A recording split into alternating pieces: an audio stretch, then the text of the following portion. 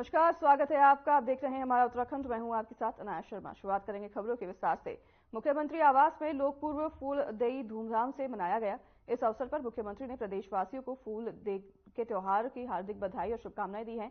वहीं आपको बता दें कि उत्तराखंड का लोक पर्व फूलदेई मुख्यमंत्री आवास में मुख्यमंत्री ने सपरिवार धूमधाम से मनाया। इसके साथ ही सीएम धामी की उपस्थिति में मुख्यमंत्री आवास में रंग बिरंगे परिधानों में सजे बच्चों ने देहरी में फूल और चावल बिखेर कर पारंपरिक गीत फूलदेई छम देई गाते हुए त्योहार की शुरुआत की। इस अवसर पर मुख्यमंत्री ने सभी बच्चों को आशीर्वाद देते हुए उनके उज्जवल भविष्य की कामना की।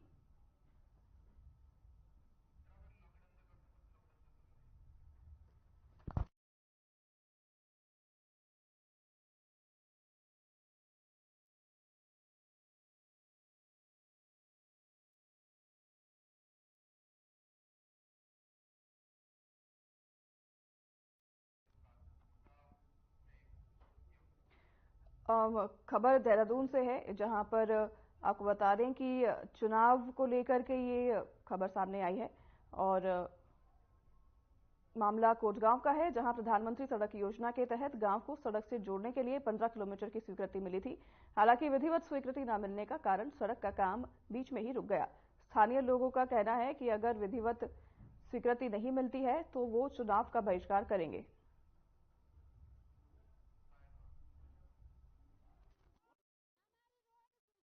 आज ग्राम पंचायत ने यह निर्णय लिया है कि हमने जो है कई बार सरकार और शासन को जो है अवगत कराया है कि पिछले 2 वर्षों से हमारे मोटर मार्ग का रोड काम बंद पड़ा हुआ है, लेकिन वो हमको आश्वासन पे आश्वासन दे रहे हैं कि हमारा काम कल शुरू होगा, परसों शुरू होगा, लेकिन 2 साल बीत गए, अभी तक काम शुरू नहीं हुआ है। तो अंत में आज ग्राम पंचायत ने यह फैसला लिया है कि अगर इस बार रोड नहीं तो वोट नहीं, चुनाव का बाइकआउट करेंगे, चुनाव का पूर्ण बहिष्कार किया जाएगा और यदि हमारी रोड का काम शुरू होता है तो हम शांतिपूर्वक से मतदान करेंगे। ये मेरी अपील है। आज ग्राम पंचायत ने यह निर्णय लिया है कि हमने जो है कई बार सरकार और शासन को जो अवगत कराया है कि पिछले 2 वर्षों से हमारे मोटर मार्ग का रोड काम बंद पड़ा हुआ है, लेकिन वो हमको आश्वासन पे आश्वासन दे रहे हैं कि हमारा काम कल शुरू होगा, परसों शुरू होगा, लेकिन 2 साल बीत गए, अभी तक काम शुरू नहीं हुआ है। तो अंत में आज ग्राम पंचायत ने यह फैसला लिया है कि अगर इस बार रोड नहीं तो वोट नहीं, चुनाव का बाइकआउट करेंगे, चुनाव का पूर्ण बहिष्कार किया जाएगा और यदि हमारी रोड का काम शुरू होता है तो हम शांतिपूर्वक से मतदान करेंगे। ये मेरी अपील है।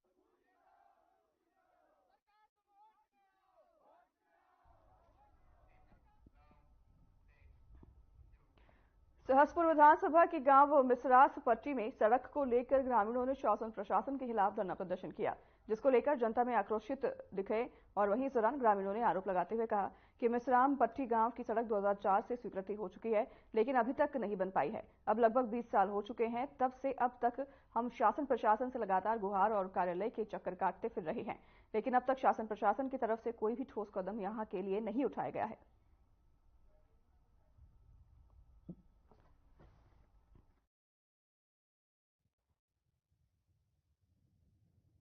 मामला तो आपको पता ही है, आप पहले भी आप आ चुके हैं यहाँ पे। ये मिसरास पट्टी में जो सड़क की जो हमारी समस्या है, उस विषय में जो हमारा धरना प्रदर्शन या विरोध जो हमारा शासन प्रशासन के खिलाफ चल रहा है, उस विषय में आज जनता और ज्यादा आक्रोशित है। आज सुबह सुबह हमने जब एक न्यूज़पेपर में एक मतलब हिंदुस्तान ये अखबार है, इसमें झूठी भ्रामक खबर छपी है, जिसमें ये लिखा गया है कि कल परसों यहाँ पे प्रशासन की जो टीम आई थी उसके द्वारा गाँव वालों का समझौता हो चुका है और लोग वोट देने को तैयार है, जबकि ये बहुत झूठी खबर है। हम आपके माध्यम से उस अखबार वाले को, जिसने भी खबर छापी है, उसको बताना चाहते हैं कि ऐसी भ्रामक और ऐसे बेवजह की खबरें ना छापा करें, जिससे कि लोगों में और ज्यादा मतलब गुस्सा आक्रोशित हो। हमारी आपके माध्यम से जनता शासन प्रशासन से यही मांग है कि वो हमारी जो समस्या है उस पर तुरंत।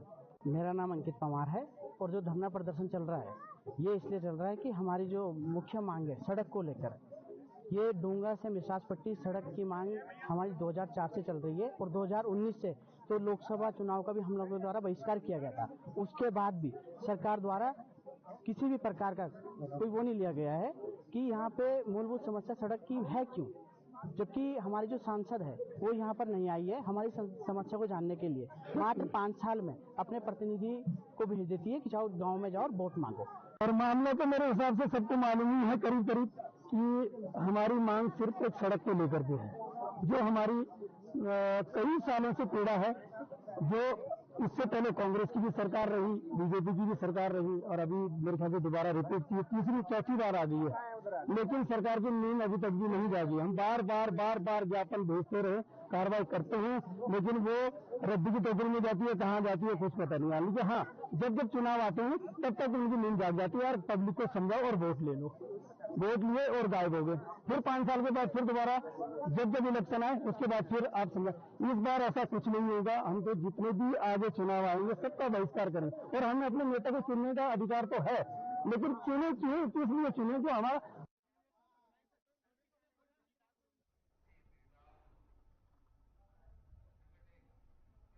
बीजेपी किसान मोर्चा की ग्राम परिक्रमा यात्रा का विकासनगर में समापन हो गया है। बीजेपी किसान मोर्चा के प्रदेश अध्यक्ष जोगिंदर सिंह पुंडीर के नेतृत्व में सेलाकोई से विकासनगर तक ट्रैक्टर रैली निकाली गई। दरअसल भाजपा के राष्ट्रीय अध्यक्ष जेपी नड्डा ने बीती 22 फरवरी को मुजफ्फरनगर से किसान ग्राम परिक्रमा यात्रा को हरी झंडी दिखाते हुए इस यात्रा की शुरुआत की थी। यात्रा का लक्ष्य तकरीबन 2.25 लाख गांव के किसानों तक पहुंचकर पिछले 10 सालों में कृषि कल्याण के लिए केंद्र सरकार की कल्याणकारी योजनाओं का लाभ और जानकारी किसानों तक पहुंचाना था। वहीं इस मौके पर विकासनगर विधायक मुन्ना सिंह चौहान ने कहा कि देश में कहीं भी किसान आंदोलन नहीं चल रहा है। किसानों के वेश में कुछ षड्यंत्रकारी विदेशी फंडिंग के जरिए इस आंदोलन को चलाने का काम कर रहे हैं।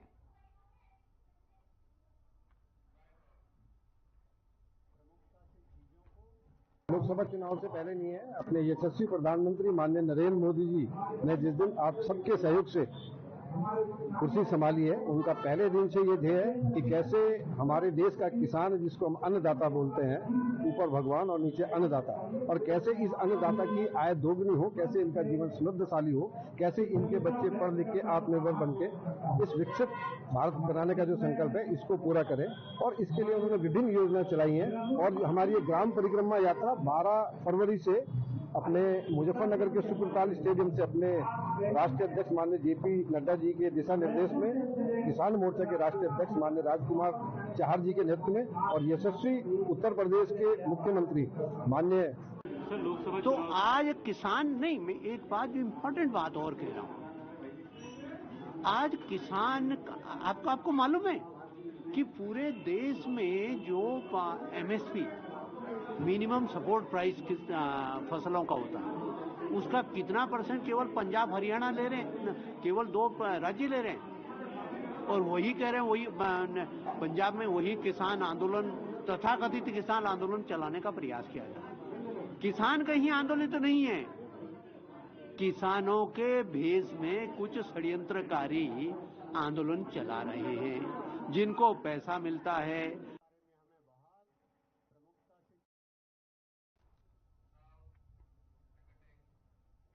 लोकसभा चुनाव को लेकर पूरे देश में तैयारियां चल रही हैं और सभी पार्टियों ने अपने अपने प्रत्याशियों की घोषणा करना शुरू कर दिया है। वहीं कांग्रेस और बीजेपी की तरफ से 3-3 प्रत्याशियों की घोषणा कर दी गई है। आपको बता दें कि उत्तराखंड राज्य गठन में राज्य आंदोलनकारियों की महत्वपूर्ण भूमिका रही है। वहीं लोकसभा प्रत्याशी घोषित होने के बाद गणेश गोदियाल और जोत सिंह घुनसोला प्रदेश कांग्रेस कार्यालय पहुंचे, जहां पर उत्साहित कार्यकर्ताओं ने फूलमाला पहनाकर उनका स्वागत किया। इसके बाद दोनों लोकसभा प्रत्याशी कचहरी परिसर स्थित शहीद स्मारक पहुंचे, जहां उन्होंने शहीदों को नम आंखों से श्रद्धांजलि अर्पित की।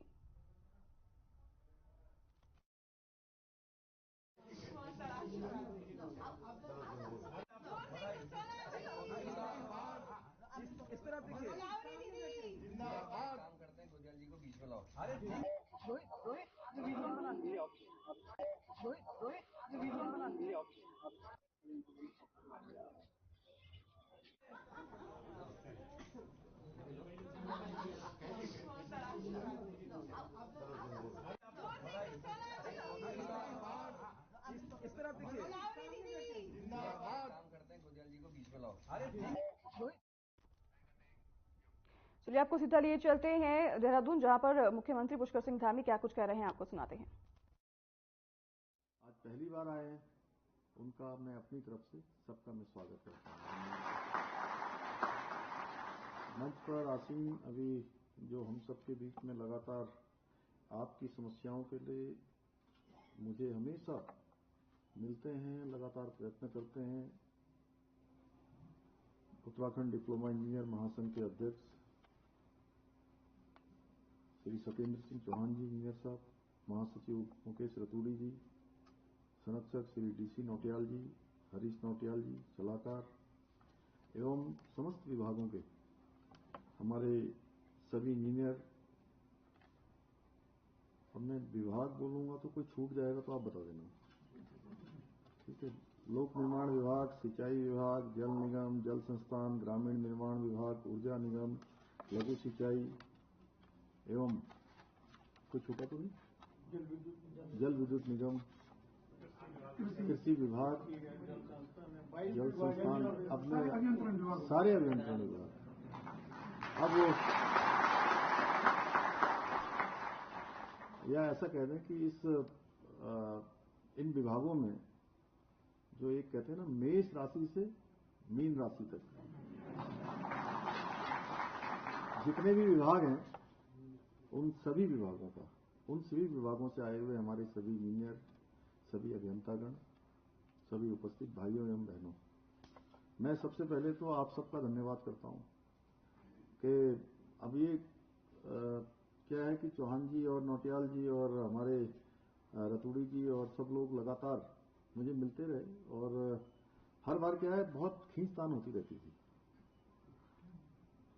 ये आते थे बड़ी बड़ी समस्याएं और समाधान कई बार हो भी जाते थे और कई बार नहीं भी होते थे, लेकिन वो खींचतान चलती रहती थी।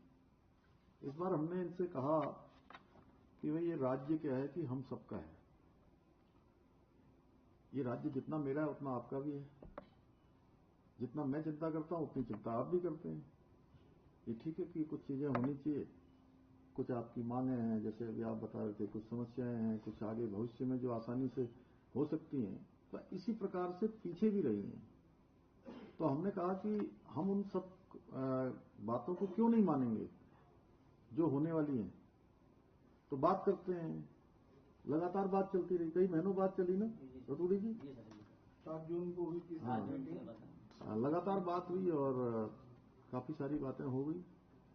तो आप लोगों ने वार्ता करी और आप सब लोगों ने, चूंकि आपके प्रतिनिधि के नाते आप लोग सब आते थे, तो आपसे बात करके ही आते हैं, हमेशा बात करते हैं। और जब बात करके जाते हैं तो फिर इनको बताने के लिए भी कुछ चाहिए कि भाई इन्होंने क्या बात करी है। तो बहुत लंबे समय तक बातचीत होती रही इनकी। मैंने भी इस बार कहा हमारे आनंद वर्धन जी को, शैलेश बगोली जी को कि भाई आप ठीक से बात करिए और मैं चाहता हूं कि इसमें जो भी हो सकता है उसको जरूर हम करेंगे। जो अभी अल्पकालिक तत्काल हो सकता है उसको तत्काल कर देंगे, और जो थोड़ा लंबे समय का है, यानी कि जो अभी एकदम से नहीं हो सकता है, उसको दीर्घकालिक रखेंगे, आगे रखेंगे, प्रस्ताव में रखेंगे। तो मुझे खुशी है कि काफी सारी जो बातें थी वो आगे बढ़ी हैं, कुछ का समाधान हुआ है, कुछ आगे के प्रस्ताव में हमने किया है, और आप लोगों ने सकारात्मक रूप से वार्ता की। और वार्ता के साथ और अच्छा लगा मुझे कि आप लोग बीच में मुझे धन्यवाद करने के लिए आए। पहले अब ये देखिए, धन्यवाद क्या है कि एक तरह से ये होता है कि एक काम हुआ है तो आगे और बढ़ेगा, वो थोड़ा सकारात्मकता बढ़ती है। और उसको यहाँ पर अभी आप लोगों ने इतनी बड़ी संख्या में आए, अभी कह रहे हैं 10% हैं, तो उससे भी एक कदम आगे आप सब लोगों ने यहाँ पर आभार अभिनंदन समारोह रखा है। इसके साथ ही मैं इस आभार अभिनंदन सम्मान के लिए आप सब लोगों की ऊर्जा को देखकर, आप लोग जब तालियां बजा रहे थे, तो ये तो इतने तो 1000 लोगों के कार्यक्रम में भी इतनी तालियां नहीं बजती हैं।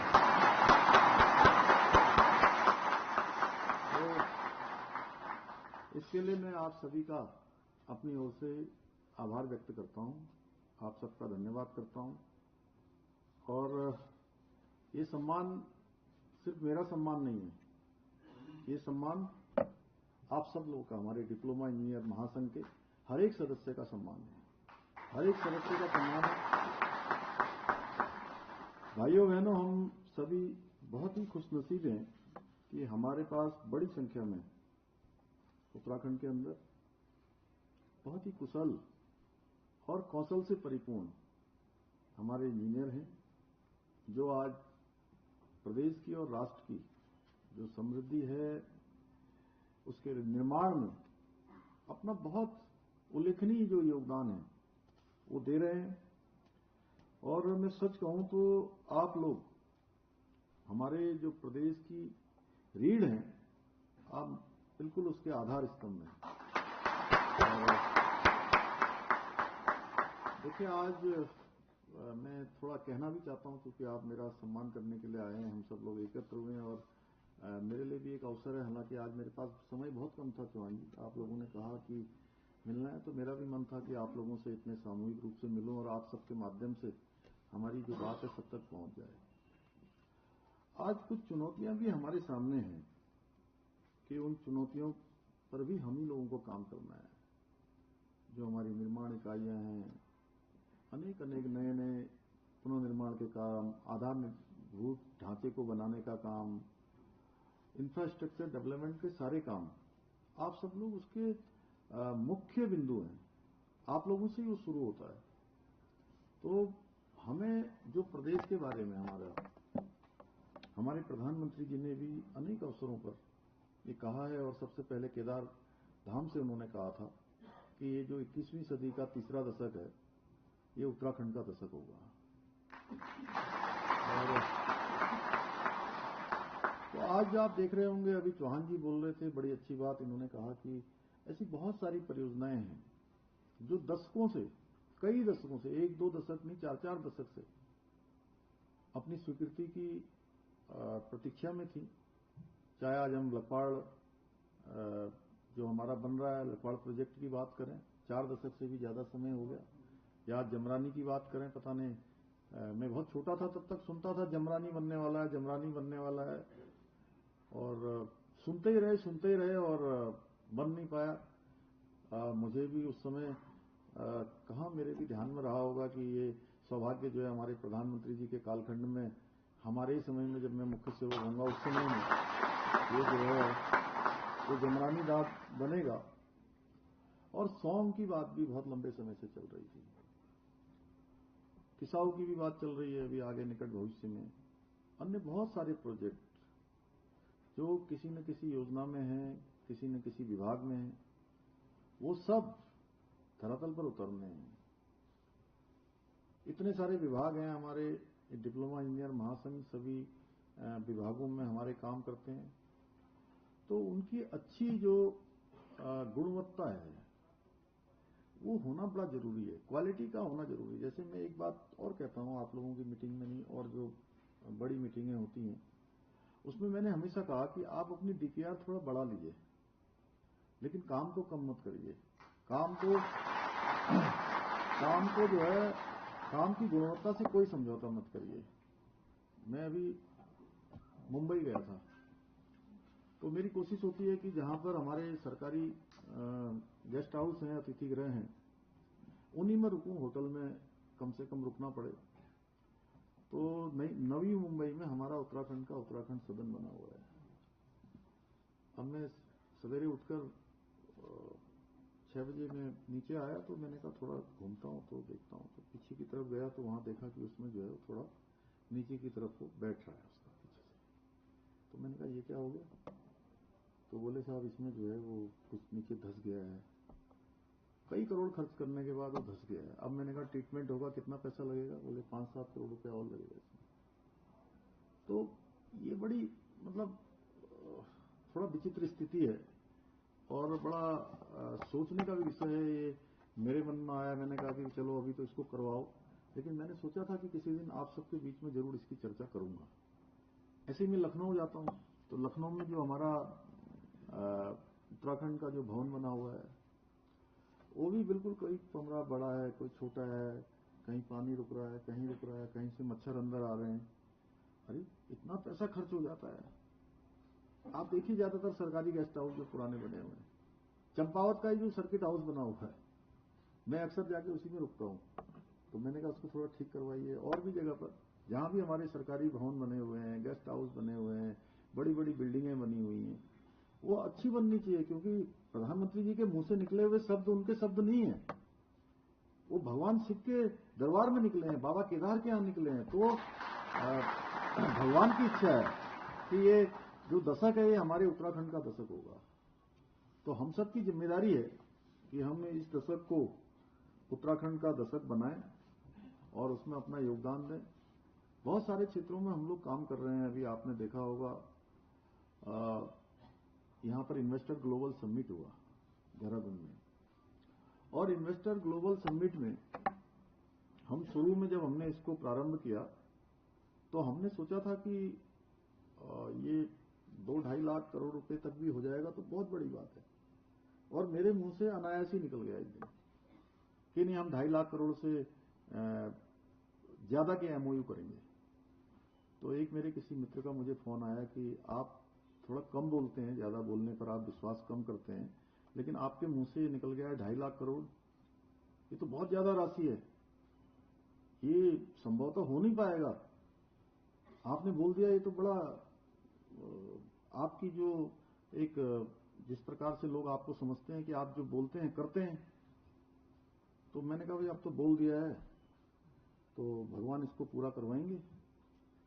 प्रातःकाल उन्होंने मुझे अखबार देखा होगा तो फोन किया, तो देखिए भगवान की भी कृपा हुई, हमारे प्रधानमंत्री जी भी आए और दुनिया के 50 से भी ज्यादा देशों के लोग यहां आए और हमारा जो एमओयू है वो 3,54,000 करोड़ रुपए का है। इतना ही नहीं, जहां 3,54,000 करोड़ का एमओयू हुआ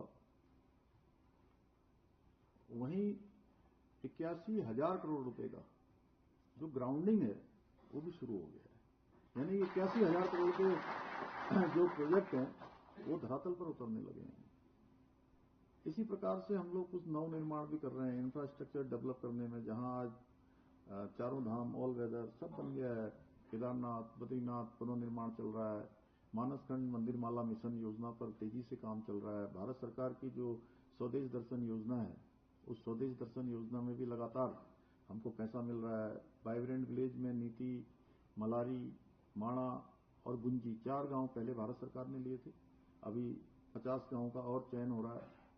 तो उन सब पर तेजी से काम चल रहा है। राज्य सरकार भी काम कर रही है। हम राज्य की तरफ से भी कुछ, अभी हमने यूआईडीबी का उत्तराखंड इंफ्रास्ट्रक्चर इन्वेस्टमेंट बोर्ड इसको भी बनाया है। कुछ राज्यों में इस बोर्ड को बनाया गया है, उसमें भी स्किल्ड लोगों को ले रहे हैं।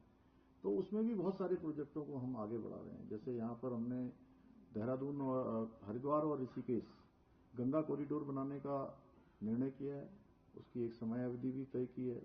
इसी प्रकार कालसी के पास एक पुराने समय में हरिपुर होता था, हरिपुर,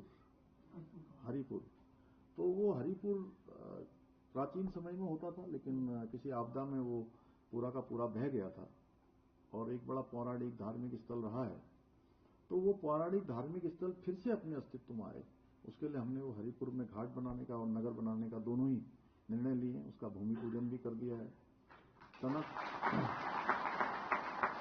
टनकपुर में चूंकि मां पूर्णागिरी के धाम पर प्रत्येक वर्ष 50 लाख लोग, 50 लाख श्रद्धालु पूरे देश से आते हैं। एक टनकपुर पूर्णागिरी का धाम एक ऐसा स्थान है कि उत्तराखंड में अगर हरिद्वार को छोड़ दिया जाए तो सर्वाधिक लोग पूरे भारतवर्ष से दर्शन करने आते हैं, तो मां पूर्णागिरी के धाम में आते हैं। मेला लगा रहता है 3-4 महीने, तो वहां भी शारदा कॉरिडोर बनाने का हमने निर्णय लिया है। ऐसे ही कैंची धाम में भी प्रत्येक वर्ष कई लाखों लोग दर्शन करने देश दुनिया के आते हैं। आपको तो पता ही है, एप्पल फोन के जो वो हैं वो भी उनके शिष्य रहे हैं।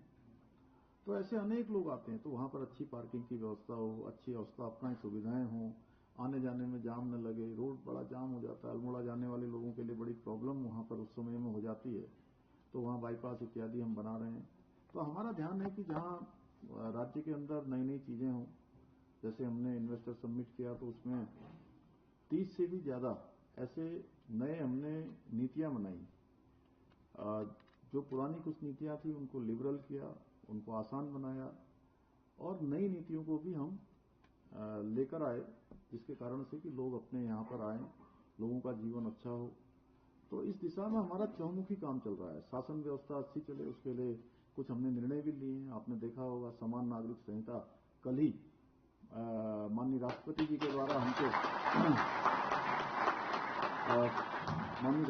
के द्वारा कल ही हमारे उस विधेयक को जो हमने महामहिम राष्ट्रपति जी को भेजा था, उन्होंने स्वीकृति प्रदान कर दी। उत्तराखंड राज्य हमारा पूरे देश का आजादी के बाद पहला राज्य हो गया जहां पर समान नागरिक संहिता लागू होने जा रहा है। हमारा एक्ट बन रहा है, उस पर तेजी से काम चल रहा है। जो लोगों की कुछ भ्रांतियां थी उस भ्रांतियों को भी हम दूर करेंगे।